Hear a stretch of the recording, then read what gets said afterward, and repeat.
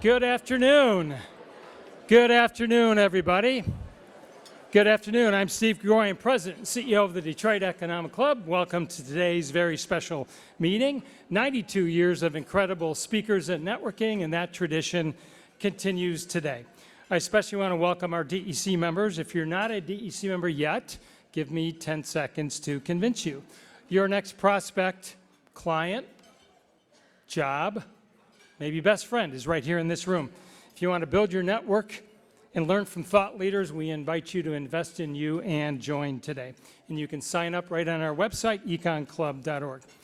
As we get started, I would just ask you to please take a moment to silence your cell phone so we don't disturb the program. And you know, we've got a tradition of starting with a pledge and a prayer, so please stand and join me as we honor our country with the Pledge of Allegiance. The flag is to my right. I pledge allegiance to the flag of the United States of America, to the republic stands one nation under God, indivisible, with liberty and justice for all. Thank you, and kindly remain standing as our invocation today will be delivered by Pastor Chad Oyer from Birmingham First United Church. Pastor?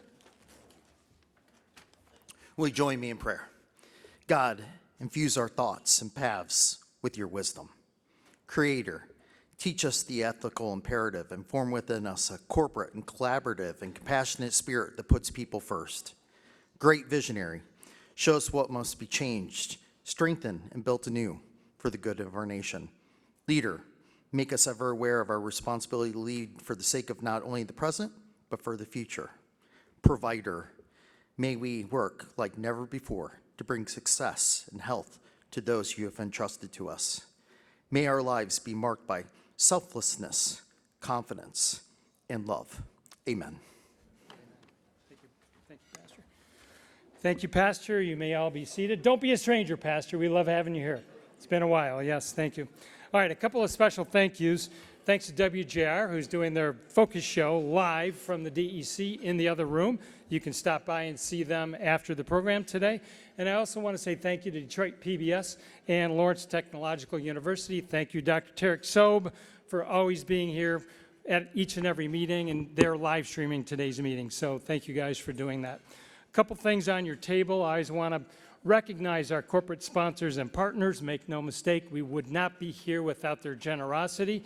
So thank you if you're part of those groups. If you'd like to become a sponsor or partner, would love to talk with you. There's some terrific benefits in doing so.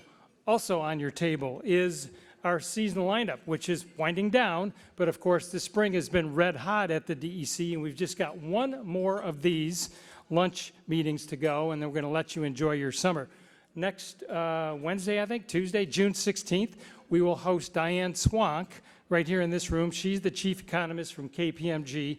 If you've never seen Diane before, she's dynamic, she's provocative, she's really, really great, got good information, so I would encourage you to get your tickets for our final event in June. And then I'd also encourage you to join us July 22nd when we do our annual Chairs Dinner.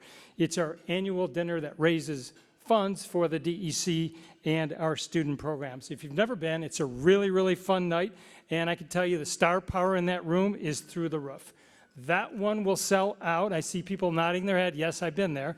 That'll sell out, so get your tickets before they do sell out. All right, let's say hello to our students. They're here today, and always courtesy of our generous corporate sponsors. Their morning already began with a private reception with Senator Slotkin. I would just ask you to hold your applause while I tell you the schools that are with us. We've got The Connection, thanks to Christy, Lauren, and Enbridge. Lawrence Tech University, thanks to Peter and Dow Chemical. Oakland Community College, thanks to Tricia, Tiffany, and Blue Cross Blue Shield of Michigan. Loyola High School, thanks to Sarah at Delta Airlines. And please join me in a round of applause as we welcome our students and thank their sponsors.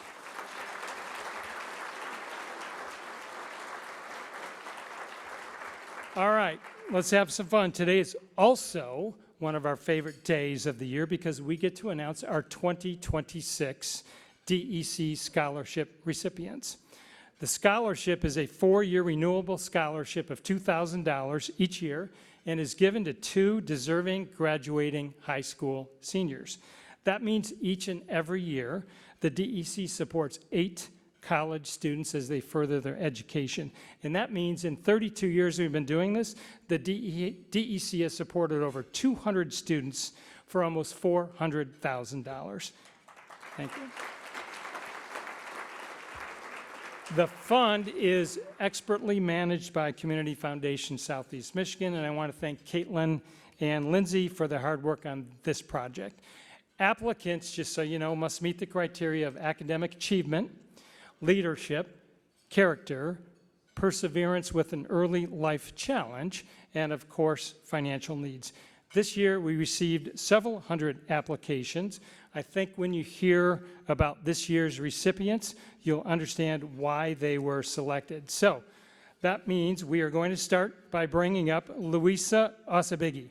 Louisa, come on up. Right here, Louisa. Doesn't she have a beautiful smile? All right, Louisa graduated 2 weeks ago from Detroit Renaissance High School with a 4.0 GPA.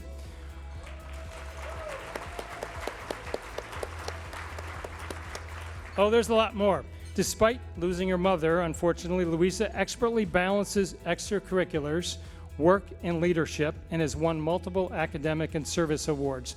She volunteers at Corewell Health Hospital and the American Red Cross, and she serves on the Youth Advisory Panel for the Detroit Police Board of Police Commissioners. She manages a YouTube channel with over 21,000 subscribers. There's more. She runs a small business on Depop, and she works at Target while caring for her younger sister. Wow, that's amazing.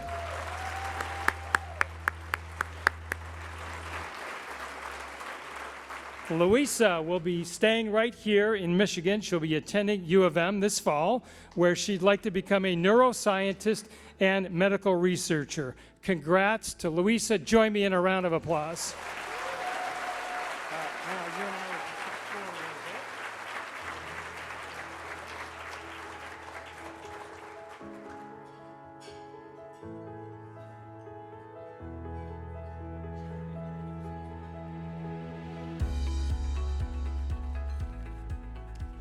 Thank you, Louisa. Our other recipient, Hassan Ramadan, unfortunately could not make it today.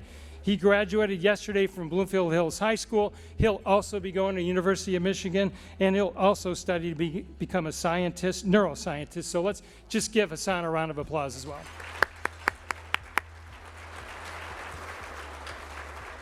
All right, let's get this show on the road and turn it over to our presiding officer. Arn Tellem is the vice chair of the Detroit Pistons, but of course we know he is so much more. Since he arrived in Detroit a few years ago, he has dug in like no other, and Arn and the Pistons have contributed to so many positive changes in our city, region, and state. I'm honored to have Arn as a DEC board member, and more importantly, to call Arn a good friend. Ladies and gentlemen, please welcome Arn Tellem.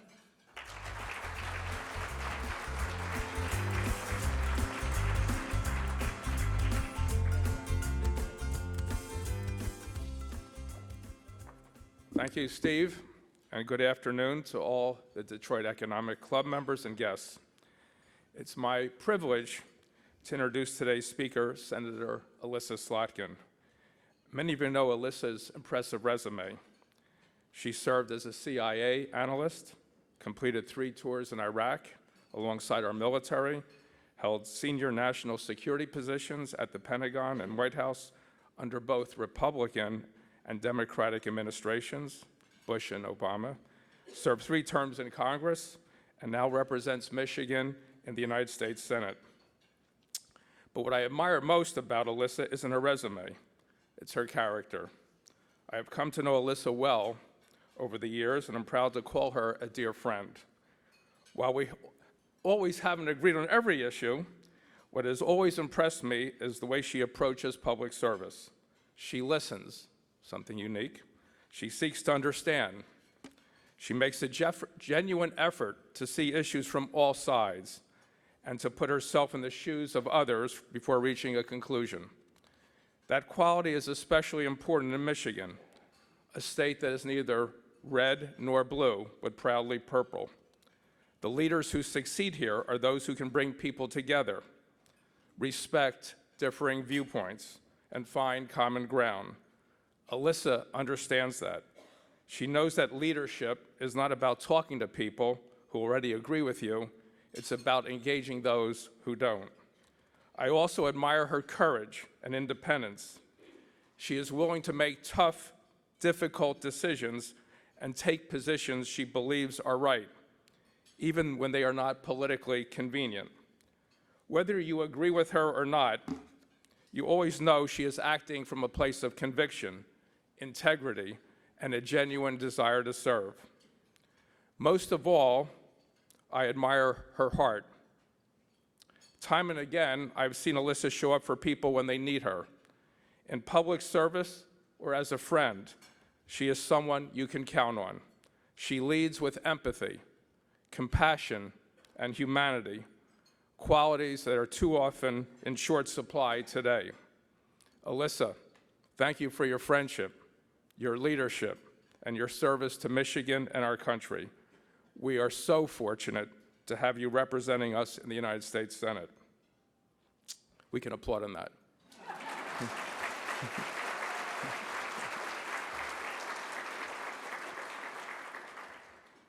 Before we begin, I would also like to recognize our moderator, Roop Raj. Roop is the evening anchor and host of The Pulse on Fox 2 News and one of the most respected journalists in our region. His career has taken him from Lansing and Flint to New Orleans and ultimately back to Detroit, where he has covered many of the defining stories of our time. Along the way, he has earned a reputation for thoughtful reporting and has conducted exclusive interviews with both past and current presidents of the United States. Please join me in giving a warm Detroit Economic Club welcome to Senator Alyssa Slotkin and Roop Raj.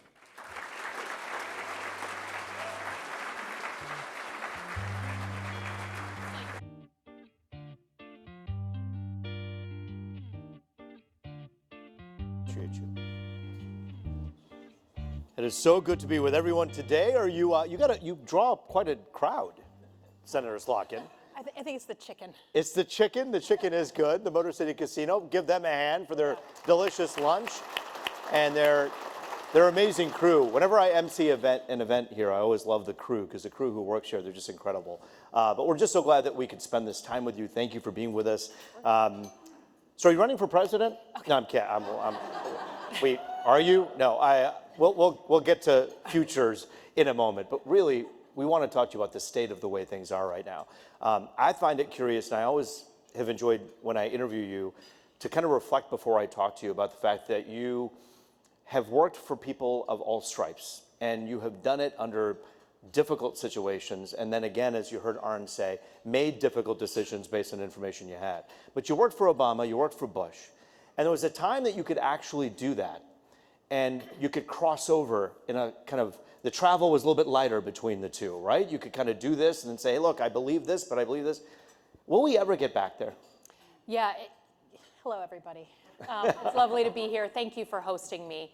I think more than it was like a crossover, it was that actually in the national security world, at least, you just didn't talk about your politics at work. Right? It was actually taboo to raise political stuff in the workplace. And I worked alongside people, especially in a place like Iraq, where we for 15 years, we knew each other, and I never knew how they voted because it didn't matter. Because what we were focused on was going on that dangerous convoy in Baghdad or back in Washington, trying to stop the spread of a terrorist plot. So what does your politics matter when your mission is to protect the United States? And I feel really lucky that I got to have that training for the first 15, 20 years of my professional life, because now I'm in an arena where it's quite the opposite. And there's too few people focused on the mission of actually helping the country. And are just, happier to just be immersed in their political agendas. So I feel lucky that I got trained in that, and that I was there the Friday, I worked at the White House, and I was there the Friday that Bush left, and there the Monday that Barack Obama walked in, and I did the same job for two very different presidents. When you look at Washington right now. I was there for the State of the Union address and had the chance to talk to some Republicans. And even off the record, without using their names, they would say good things about you, and they do talk about you in that way. But then when the cameras turn on, and cable news is kind of the algorithm for cable news is, we don't want to talk about the bipartisan bills. We want to talk about how much you hate the other person, and that vitriol, and it is the media's fault. And I'm a media guy, and I'm here to tell you that. And I think we have a responsibility to take responsibility for that and make sure we're not doing the same thing locally. And I don't think we do. And I speak for 4 and 7 as well. I don't think they do that. But I feel like the national media has this tremendous responsibility, and so does social media and big tech. How do you even start to message the work that you're doing when you have all of that algorithm that's kind of working against you? Yeah, well, look, I mean, it's true that when there's a bill that represents bipartisanship, like, it's just not sexy. It's not clickbait.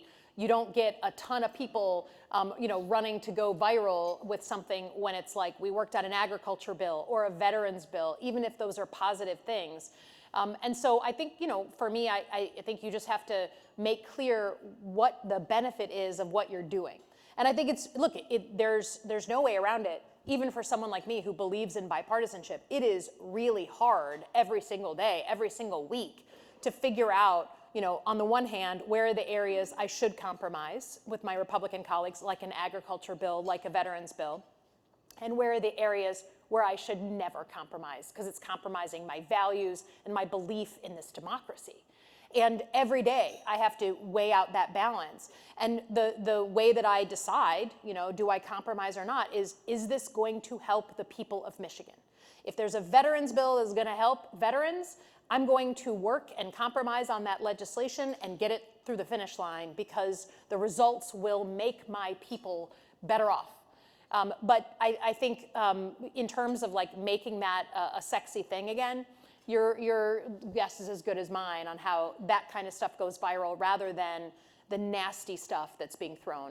When we hear nasty, we often think about Republicans versus Democrats. But for a moment, if you could pause and kind of lift the curtain for us, when it comes to working with other Democrats as well, when it's not politically convenient to get things done for the people of Michigan, is it an uphill battle sometimes? Well, look, I mean, I talk about how, I'm a freshman senator, and the senators actually have lunch a couple times a week together, the Democratic senators and the Republican senators in their own, like, caucus lunch. Same food, or do they a better meal at one? I think it's different food. We have some vegetarians and vegans on our side, and so there's some vegans in there. Lots of steak on the other side. I don't know. Yeah, I don't know what they get. But I think you walk in as a freshman and there's like tables. I mean, it's more like high school than anyone would like to admit. And you're sort of trying to figure out, like, who are my people, who get what I'm going through, as someone who won on the same ballot with Donald Trump from a very purple state. And I was struggling with a bill one time, and this longtime Hill observer guy said, well, you're struggling because you're from Planet 10. And I said, what is Planet 10? And he said, there are 47 Democrats in the Senate. 37 are from like hardcore blue states. 10 of you are from purple or red states. And you guys are on different planets. The way you think about problems, the way that you represent people, you have to represent a ton of folks who don't subscribe to the same political views. You guys just approach problems differently. And so I think this is why I've tried to spend a lot of time lately in the Midwest in general, because I think we are a practical, reasonable part of the country. And that stuff that works here, I think, can work on the coasts, but not necessarily the other way around, right? If something's cooked up on the coast, I'm not sure it always works here. So I find my way by remembering that I represent a very different state than, let's say, Rhode Island or New York. But there's a secret sauce then in Planet 10, in terms of being able to have some wisdom, some purity of thought, some mission-oriented stuff here that's not laced with a bunch of interests. Is that what Planet 10 is to you? Well, Planet 10 is people, I think, who at least have come through the fire of running on the ballot, let's say, with Donald Trump and having crossover voters, right? I'm only here because people voted for Donald Trump and Alyssa Slotkin on the same ballot. And midterms are very different elections than general elections. When President Trump's on the ballot, it pulls a lot of people out. And so I don't know what the secret sauce is other than if you want to do that, you have to appeal to a broad group of people, and you have to make clear that you are working to fight for all people, whether they voted for you or not. We're going to get back to decorum and the future in a moment here, including that original question that I asked when we opened the whole thing. But I do want to talk to you about Iran, because that is news of the day and so important. Anyone who has their phone out in the last half hour knows that at this point we're looking at essentially in the last few hours, Benjamin Netanyahu promising that he won't fire any more missiles so long as Iran doesn't. Iran saying the same thing.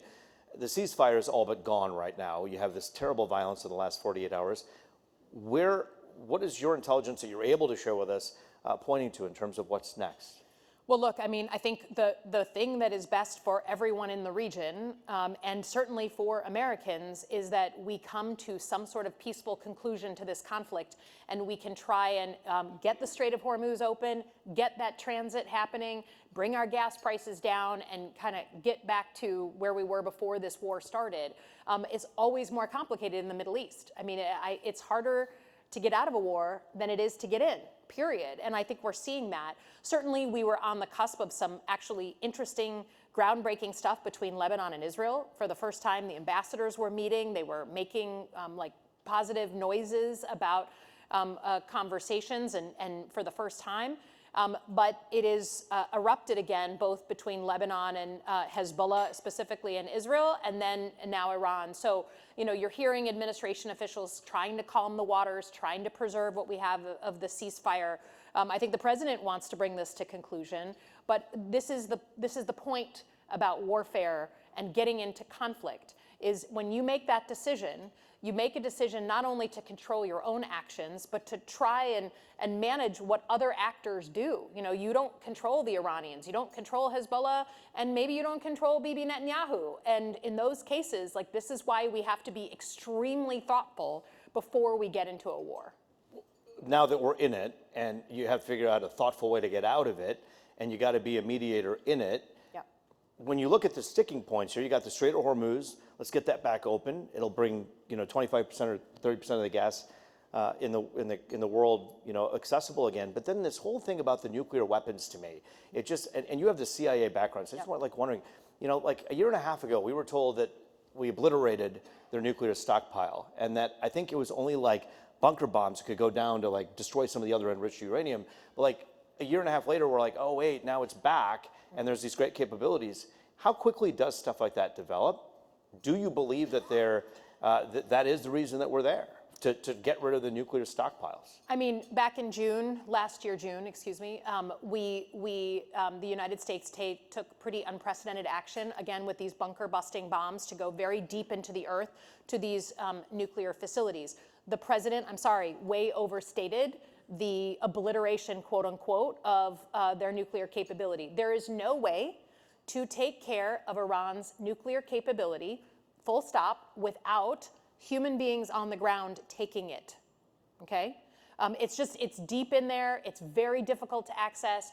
The program is hidden. I mean, there's a bunch of different factors. So there's no doubt that real damage was done to the program. And I think with this war, you can safely say more damage has been done to their nuclear facilities, their ballistic missile capabilities, their terrorism capabilities. But that doesn't mean you, quote unquote, obliterate things. And that standard will be reached when we negotiate a deal, right? When we negotiate a deal. And again, we can relive the past of whether Obama had a deal that got at a lot of these things, but we are where we are. And no matter the damage that has been done in those categories, nuclear weapons, ballistic missiles, terrorism, with the Strait of Hormuz shut by the Iranians, there is no way to claim victory out of that, certainly when everyone here is paying at the pump for that closure. So that is going to be negotiated. You know, the Strait of Hormuz, just for Michigander reference, is the navigable area is about the width of the Straits of Mackinac. So you think about, like, you can see, that is a danger. And then imagine on the Iranian side, it's just very steep mountainous terrain where they just shoot down at it.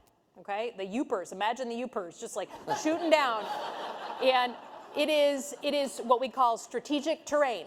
okay? That's strategic terrain. And if you ask why haven't the United States and Iran gone to war in my entire lifetime, right? I mean, the 50 years that they've been in hostile territory, it's because of that strategic geography makes seeing a war through difficult, and we are living that in real time. When you talk about the bunker bombs, and I was going to ask you this seriously sitting over there because I was so curious.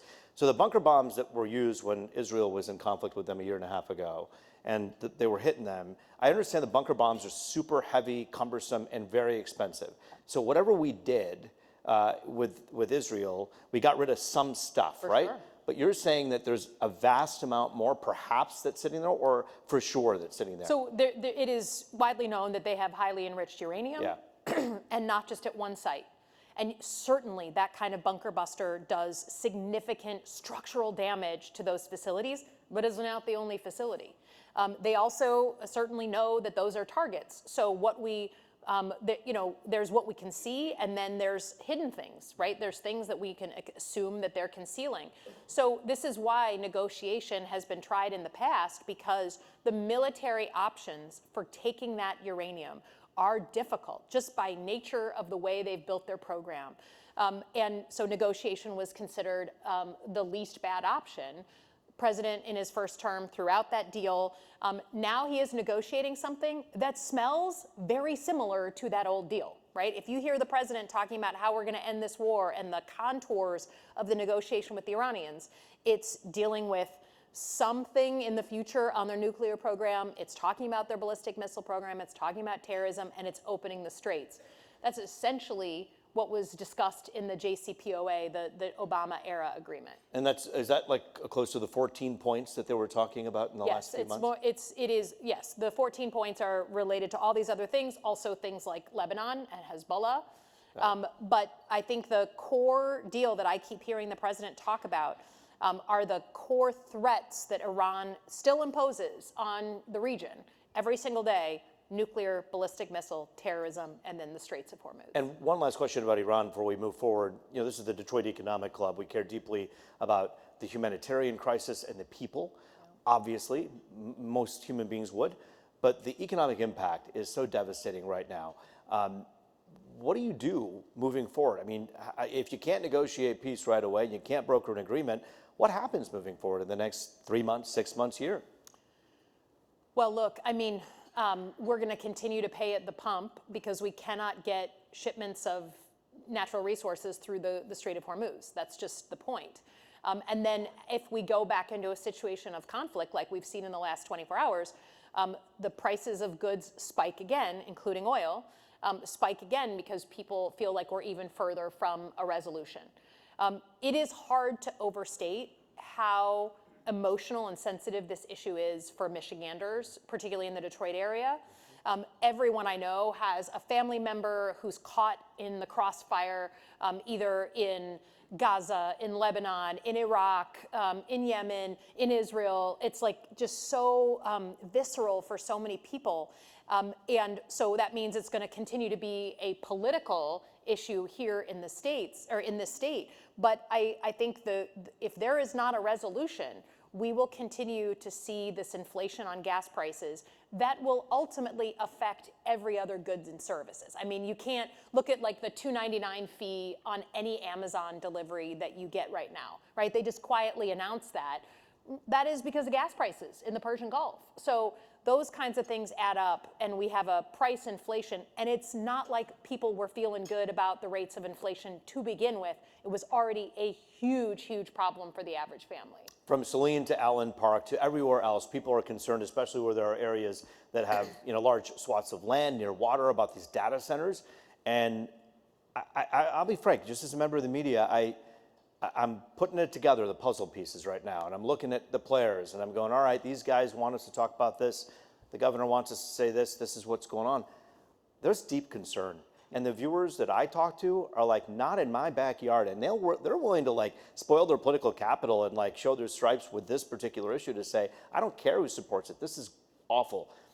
Where do you see data centers, and how do you frame this in your mind? Yeah, I think it's like the #1 growing local grassroots issue in the state of Michigan, and it unites people from all sides of the political spectrum. And when I started seeing 450 people show up at a county commission meeting in Howell, Michigan, which used to be my congressional district, I'm like, okay, like something is going on. I haven't seen that kind of grassroots energy on almost any other issue before now. And it's because people, I think, feel like they don't understand what these centers are about. They don't understand who they benefit. They are really worried about their local resources, their water, their electricity rates, which are killing them. And it is, I also kind of mixed in with a general feeling like, I don't know what AI is going to do to the future of work, to my state, to my kids.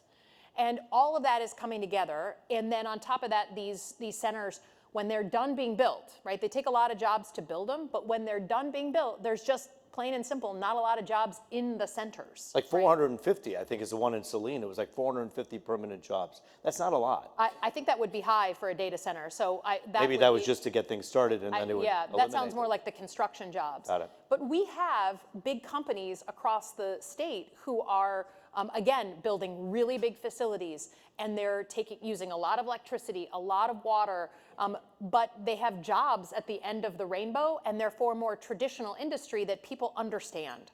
And I think that's playing into it. You see these billionaire AI companies, and you're like, they're kind of weird. Like, I don't know what to think about this. These companies have definitely figured out the Midwest is a good place to put data centers. We have what's going on here, Indiana, Ohio, like it's a region-wide thing. Look, I think the answer is, like with everything, we need left and right limits on these things, right? There needs to be rules of the road so that A, we have transparency. It's very difficult to try and expect local people to be okay when there's non-disclosure agreements and no one knows the terms of the deal. That is a recipe for a problem. So they must be transparent. They must put in the fine print that the locals are never going to be responsible for a rate hike, for water hikes, that like if you're a billionaire company, you should be able to put in writing that the locals are never going to be left holding the bag on your stuff, the things that you cause.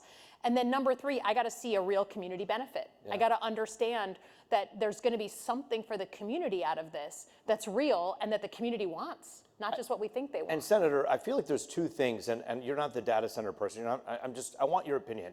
There's 2 things that, in my opinion, when I hear from people, that's really hurting.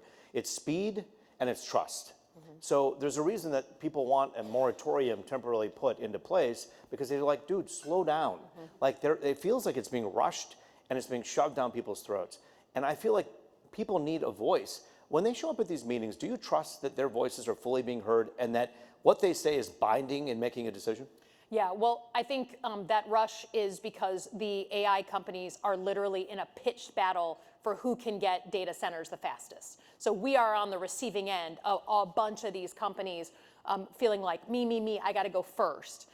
And that's where the speed comes in. I think there is no doubt that local engagement is affecting what's happening on the ground in our communities. There are plenty of communities who have already made this decision. Like you said, some of them have put up moratoriums. Some of them have welcomed data centers into their communities. And that's why we have local control in Michigan. Local people should make decisions on behalf of their communities. But man, I think it is hard to miss that whether it's officials like being recalled or people showing up and turning the tide at a county commission or township's meeting, that voice is being heard. And I think it behooves like if you want these centers in your community, you're going to have to make the value proposition and then also show the absolute guarantees that local people aren't going to be eating those long-term risks. And couldn't they know that now? I mean, I feel like when you say rates won't go up, I mean, we've heard that before about other things, and it's like rates go up. And so at some point, the trust issue does come into hand, right? It does. I think, people are looking across the country and seeing different examples. But look, again, in the spirit of like Arn's opening comments of trying to be objective, I've tried to educate myself on this. There are places around the state of Michigan where we've lost so much industry that we actually have spare capacity on the grid and need other people using that grid in order to lower rates. So I think it really is a kind of an individual community by community look. But there's no doubt about it that anyone coming in is on their heels because the trust is just not there. And that trust has been lost over the country for good reason. And therefore, we need an actual plan if this is something that people are going to welcome in. Let's talk about the future for a moment. You know, at the Mackinac Policy Conference, I talked to a couple of CEOs of some big companies who said that they kind of were leaving the island with not as an enthused feeling, a feeling of like, here we go, we got our marching orders, talking with other people, taking meetings. And at the end of the day, they kind of felt like, where are we headed? Yep. This is your home, this is your state. Yep. As our U.S. Senator, what are the biggest challenges Michigan faces moving forward? Yeah. So for me, I think actually this is very simple because we have some very clear existential issues in this state. If we do not grow, if we do not retain and attract more young families, 10, 15 years from now, we will not be able to afford our infrastructure. You're worried about the cost of utilities now. You can't imagine what happens if these communities continue to shrink, if we don't replace our population, we just don't have enough ratepayers, enough people to afford the new bridge, the new tunnel, the new water system. So that's just an extrapolation. So what do we do to reverse that trend? We need to keep more of our young people here, right? These wonderful students who are winning our scholarships and going to U of M, we're gonna like hustle to keep her in the state, right? And then we've got to attract new young families here, and that means investment. That means we do have to attract more businesses. We do have to diversify. We can't only do what we've done in the past. We have to do it in a smart way, but we also have to hustle more for those young families, right? I'm someone who, my siblings live out of state, right? I've got one of them in Chicago. I am sick of losing young people to Chicago. Detroit, right? I mean, please. It's been happening for many years. For you and I are the many same years. age. For and like, many years. We were in college, but Right. everyone's going to Thank you Chicago. for the one lady clapping over there. But she's probably got family in Chicago. She wants to get back. But the point is, how do we as a state work together across party lines, across state, local, and federal, and say, okay, this is existential for us. It's time to buckle down and create that economic war plan so that we can go from where we are now, one of the oldest states in the country, with some really flagging big indicators, and reverse that trend. And I 100% believe we can do that, but it needs a combined, economic war plan. And that, to me, as a senator, is what I want to be a part of. And we're about to have a bunch of leadership changes. We know that. Michigan tends to be every 8 years we change governor. We have a bunch of new senior leaders. And we've already started to, some of us, have that conversation of how do we get everyone. In my mind, we need that fireside chat where we're sitting in front of Michiganders and saying, okay, people, here are the realities, and here's what we're going to do to repair ourselves. And I have lots of interesting, big, bold ideas I can't wait to impose on people and try and sell to our folks in Lansing because I think it's that critical of a thing to do. I think it's curious and interesting, and I always watch it when you're on, but you're on a lot of national shows. You know, you're on Bill Maher, and you're talking about the future, and then you're on these other big talk shows, and you're making that a priority to have your voice heard because you believe in what you believe in. But is there a bigger reason to have that national spotlight? Yeah, so I think I know where you're going with this question. It's a slow push. You're not dancing It's a slow around push. it. No, I'm Yeah. not. I'm just slow push. So here's the thing. The reason why I do a lot of that, like I was just in Indiana keynoting an event on Friday night there. I've been spending a lot of time in the Midwest and talking about the Midwest because the Midwest does not get a lot of airtime, frankly, on either side of the aisle. And I think the Midwest is the critical place to help figure out and chart the future in the country. Like I said, I think we're a practical, reasonable people who know how to work hard. No one would ever call us flashy. We just put our heads down and get things done. And that is what we need more of, certainly in my party, but I think in both. And so I try and be like, I went to Kansas, you know, I was in Wisconsin, I'm in these places, Pittsburgh, to try and elevate the role of Midwesterners because I think we understand it's just different look, I'm sure everyone in this room, let's take a show of hands. How many people here have a family member, a colleague from work, a friend from school who has different political views than you? Okay, thank you. So I'm so curious about the people who didn't raise their I hand. know. I'm like, who are your like, friends? where are you living? What do are you doing? do? I know. Is it So- like the same 9 people at the Right. barbecue every Sunday? Like, no. fascinating, yeah. So we live like that, right? I live in Holly, Michigan, never won my town, never won my precinct, never won my neighbors. I took my town supervisor, who's a huge Trump fan, as my +1 to Trump's inauguration. He cried when I called him, right? Like he was so excited. But most people in the country now live in a completely red or completely blue state, right? We are an anomaly. We are an unusual place. And I think that that's a huge lesson for the rest of the country, that if you want to understand how to appeal to people across the aisle and actually get practical solutions done, come and see us. And I will say there's no better day to be having that conversation and proving that point, that when it was leaked that we're doing finally the ribbon cutting on the Gordie Howe Bridge coming up this week. Yeah. Okay? That is talk about doing big things, right? What we're doing with Selfridge Air Force Base, doing big things, would not happen if it was just one party, would not happen if it wasn't state, local, and federal. And it wouldn't happen if Governor Whitmer and Speaker Hall, on 2 ends of the political aisle, didn't fly to Washington and get beat up. And by the way, by her own party, the Democrats beat her up more than the Republicans for showing up and trying to do something for the state. Do you get rid of that? I mean, does that go away with this feeling that we got to beat people up for working with Donald Trump? And he's the president of the United States. Shouldn't we want time with him and want to sit down with him and figure out how to get things done? Look, we've talked about kind of the toxic culture Yeah. in Washington. I think people from both parties get beat up for working across the aisle. I mean, I have plenty of times where I've gone to my Republican colleagues and been like, let's work on this issue. They're like, I agree 100% with your bill. I just can't be seen with you on that bill. Okay? So it happens across the political spectrum. And again, if it's a combination of things that are violating the principles of democracy, I'm not going to do it. Sure. I'm not going to do it, right? I mean, I'm sorry, the president looked at the results of the Los Angeles elections yesterday and said it was rigged because my guy didn't win. I'm sorry, we got to call a spade a spade. That is fundamentally violating our democratic laws and norms. But if it's to get a Gordie Howe Bridge open, we gotta work to make that happen, because the benefit is to the people of Michigan, the people of this country, and that has to be bigger than being criticized on the internet. Would you consider running for president in the next Okay, 4 years or 8 years? Yeah, so I think the bottom line is, since you're a dog with a bone on this one, is look, it does not need to be me. But I haven't taken myself out of it because I want to be part of the next generation of leaders who actually changes what we do in this country and leads us forward. I am absolutely sick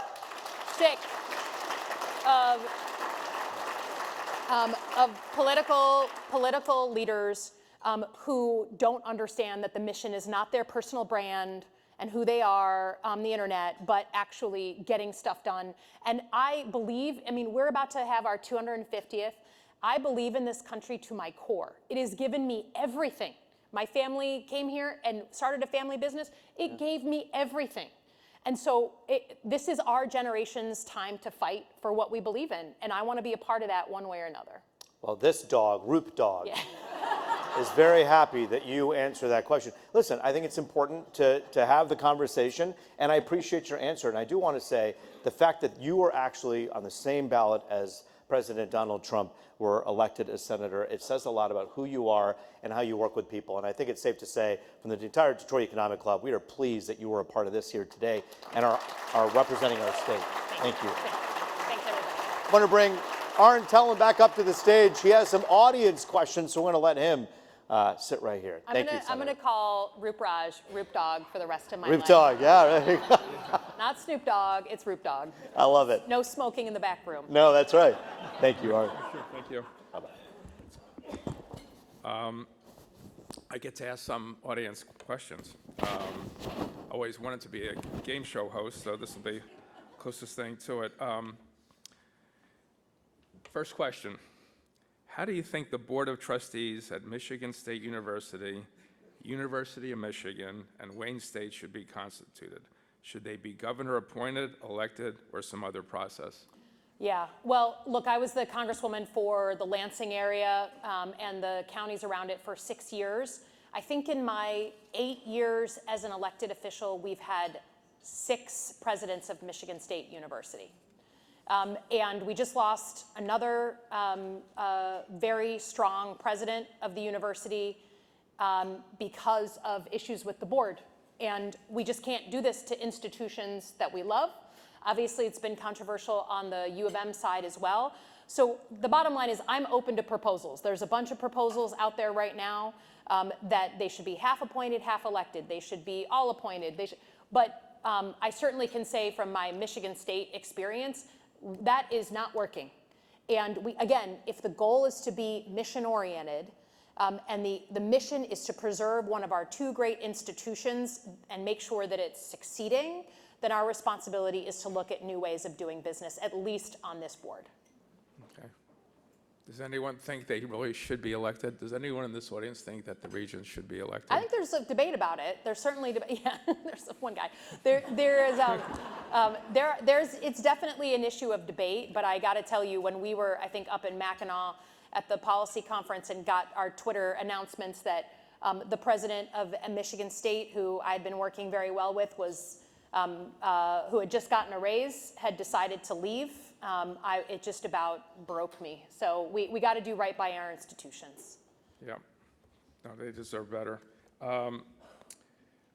Another issue that's been in the news, that continues to be in the news, what are your thoughts on the gerrymandering wars that have broken out over the last 12 months? Yeah, so gerrymandering. So this is, for those who aren't tracking, a way for politicians in power to redraw the district lines for local elections, for federal elections, and you can shape those districts often how you want so that one party wins over another.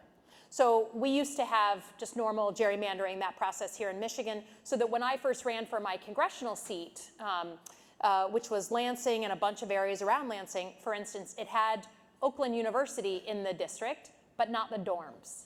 It cut out the dorms because the people who drew the districts thought, those students are probably Democrats, better to keep them out, okay? So yes, so that is bonkers, right? That is, I don't think people should get to pick their districts and kind of cook the books. So Michigan did this amazing thing and got rid of political gerrymandering. On our ballot, by a widely bipartisan margin, we did that, I feel like in 2018. And so then in 2020, we redrew the districts, and now they're really competitive, and that's good, right? So I think the entire country should take Michigan's example, and we should outlaw political gerrymandering, period, whether you're in Texas or California or wherever, because it creates this death spiral where everyone's drawing their own districts to try and get back at each other. That's what's happening in this election cycle, and I think people can't stand it, and we should take Michigan's example. Okay. Speaking of the Gordie Howe Bridge, there's been a lot of news recently about our relationships with Canada. Canada now buying potentially cars from China. Yeah. And which affects our relationships. I was just curious what your perspective is on that move by Canada and how it affects the United States. Yeah, and I know we have some Canadians, I think the Consul General in the room. I would just say, I think no one feels the pain of the pissing match between the United States and Canada more than Michigan. It makes us uncomfortable because we have worked together as cousins for our entire lives, right? We have bonds of family and property, and Detroit's hospitals depend on Canadian nurses. I mean, this is a real dependency and a real overlap of interests. So when the president started taking real hits against the Canadians, I had a real problem with it. I still have a real problem with it. They're just still tweeting a couple of weeks ago, Canada should be the 51st state. It's offensive. And it creates tension in relationships that shouldn't have tension. In response to the president going after the Canadian auto industry and putting a lot of tariffs, treating Canada as, frankly, an enemy and a national security threat, the Canadians made the decision that I don't like, which is to allow the import of tens of thousands of Chinese vehicles. I went a couple of weeks ago to Canada. I had this conversation directly with the Prime Minister and other ministers there. I was very open that I have a bipartisan bill to block Chinese cars from ever operating in the United States. And I think they're driving surveillance packages, collecting on us. I think that they're sending all that data back to Beijing, and I think they're a huge economic threat to us. And so I have a bill to literally ban those cars coming over our bridges and tunnels, and I wanted to be upfront and tell them. So the best thing for everybody is that we bring down the temperature and we stop taking pot shots against the Canadians, and then we all remember that we have interests that are much bigger than any one president, any one administration. We are cousins. We are always going to be cousins. And we should work to get to a place where we are back to that, that only positive relationship. We can have debates, of course. No one ever agrees on everything. I got an issue with Canadian dairy and how they do some stuff. Normal in a relationship, but this kind of attacking each other helps no one. Yeah. Yeah. It was the Canadian Consul General clapping. Speaking of national security, here's another interesting question. Do you have any thoughts on President Trump deciding to nominate Bill Pulte as acting director of national intelligence? Yeah, so Bill Pulte, who is a Michigander, was nominated to be the top, I'm sorry, not nominated, was put in the position of being acting director of national intelligence, in charge of basically 18 different intelligence agencies in the United States, the grand poobah. And I got a problem with that. I got a problem as someone who's former CIA and worked at was detailed over to the Office of the Director of National Intelligence. Number one, he has no national security experience, and that's actually a legal requirement for the job. So I don't believe he's ever had a security clearance. He's never handled classified information. These are big decisions, again, in the dark of night that people have to make to keep our country safe. I want someone experienced. And then number two, in his current housing job, he has shown very openly that he's willing to use that job to look up, he works in housing, so he looked up people's mortgage information and helped come up with these bogus cases against enemies of the president. People like Adam Schiff or Lisa Cook, who was at Michigan State. If he's willing to do that with private mortgage information, what is he willing to do as the head of national intelligence? And so I got a problem with it. I know a lot of my Republican colleagues have a problem with it. They push back on the president. He's announced that he's not going to nominate Bill Pulte to be the official DNI. But again, better to have a deputy or someone experienced but with no popular name, especially since the president said the reason I put him in there was, one, to fire a bunch of people, and number two, because I want him to look into the results of the 2020 election. Come on, man. Like, there are many, many bigger deals to work on as the DNI than trying to rehash false claims from 2020. Yeah.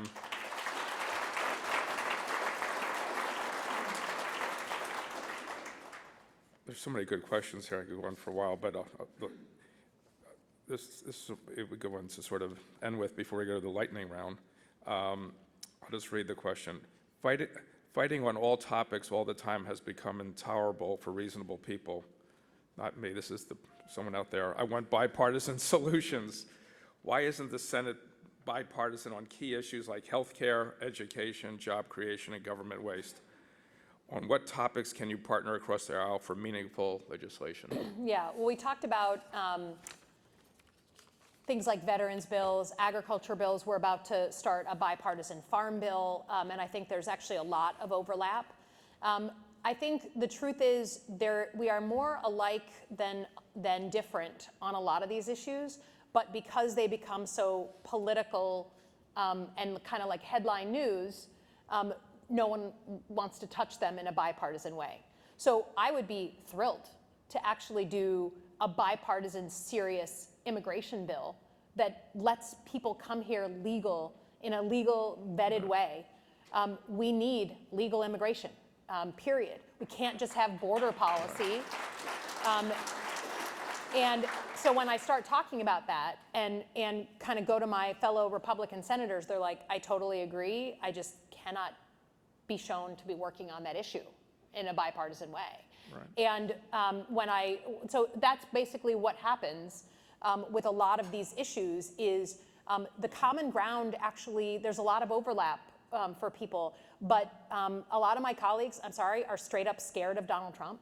There's just a fear factor, a physical security fear, and a fear of their own jobs, and that he'll turn against them.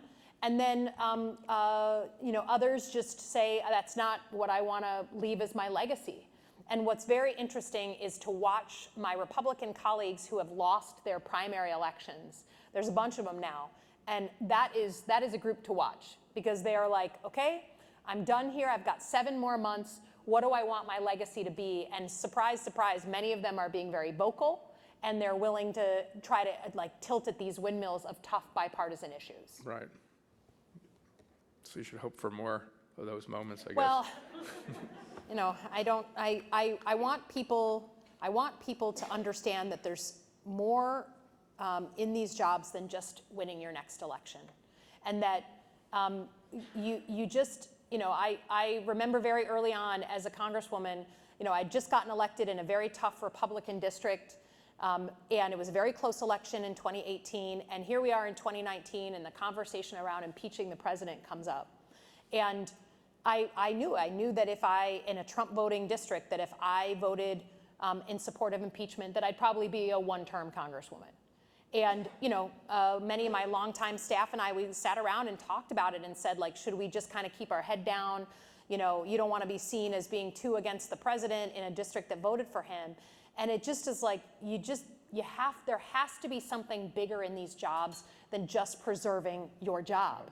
And I went up, and I know there's a few Oakland University people in front of 500 heckling, angry people, and announced that I was going to vote for impeachment. And I thought that would be the end. And in the end, especially here in Michigan, people would come up to me and be like, look, I really didn't agree with what you did. I didn't like what you did, but at least you have some guts. And so I'm at least acknowledging that. And I think every elected official should have a career-ending vote in their first term. Because once you get over it, you should, because once you get over it, you're like, okay, I can vote my conscience, I can do what I believe is right for my country, and I don't have to hide under a rock every time a tough vote comes up. Yeah, I think the majority of people respect that in you, so. Ish. Oh. I do. All right, now let's go to the lightning round. Okay. I have to ask this one first. Favorite team growing up? Okay, well, I did this to rig the game for you. So I am like a peak middle school hit when the bad boys won. We're winning back-to-back championships. So my formative, I remember the 1984 win by the Tigers, but the bad boys were my formative Michigan, and when we won against the Trailblazers, which was an away game, I believe. I was somehow my parents let me go with a bunch of friends to the Palace to watch on the Jumbotron. And my friend got picked up and passed around the crowd. It was complete mayhem. It was people were I don't know if people set cars on fire, but it was mayhem. And it was the best thing that had ever happened to me. So the bad boys are burned in my brain. Oh, it was a great team, great team. Yeah. Yeah. Person other than a family member you would like to have lunch with? Well, I will say on two very different sides of the spectrum, I would love, we just had the anniversary of D-Day. I would love to sit with Eisenhower and the decision to do really big, risky things when it frankly could have been safer and certainly less deadly to just stay at home and keep people at home. I would love to. And then on the complete opposite end of the spectrum, because I think she is just a ray of sunshine, I would love to meet Keke Palmer. I don't know if anyone knows Keke Palmer. She's, I don't know, she just got something. So I would like to have coffee with her. Something on your bucket list? I'm doing it this year. I'm doing a long weekend in the Keweenaw Peninsula, in the Upper Peninsula. If folks know, it's if this is us, then up here, the very, very tip, there's like very little cell service. It's stunning. It's got a lot more elevation. And so I'm doing a trip to the Keweenaw, and that's been on my Michigan bucket list forever. Oh, great, okay. All right, the final one, advice to your 25-year-old self. So I think this is true for a lot of young people just starting out their careers. There is a sort of instinct to like wait and keep quiet and kind of get to know the scene and not speak up. And I think the biggest piece of advice that I tell, including to my staff these days, for the young staff, is you gotta take up space in the room. You gotta think through important points you wanna make. You gotta talk in these meetings. You can't be a backbencher and expect that someone's gonna call on you. You have to make yourself relevant in the conversation, and that means taking risk. That means speaking up and saying something even though it might fall flat. It might. But if you stay quiet in the back row and never do anything, you're never going to be pulled up for that promotion. You're never going to be invited on that next meeting or trip. And so be like a little gutsy and say something in every single meeting. Thank you, let's give it up. I'm gonna bring up Steve to wrap it up. Thank you, Ron. Thank you. All right, thank you. Senator, it's your first visit to the DEC. We look forward to many, many more. Thanks for your service, and thank you for being here today. Thank you, everybody. Thank you. Thanks, everyone. Give her a round of applause. Yep. Thank you. Arn and Roop Dog, you crushed it. Thanks for your important roles. You know, I'm going to be texting you that all the time now, Roop Dog. Thank you. So, ladies and gentlemen, tell your friends and colleagues to join the Detroit Economic Club. We're a bunch of really cool people. On time, every time. This meeting of the Detroit Economic Club is now adjourned. Thank you. Have a great week, everybody.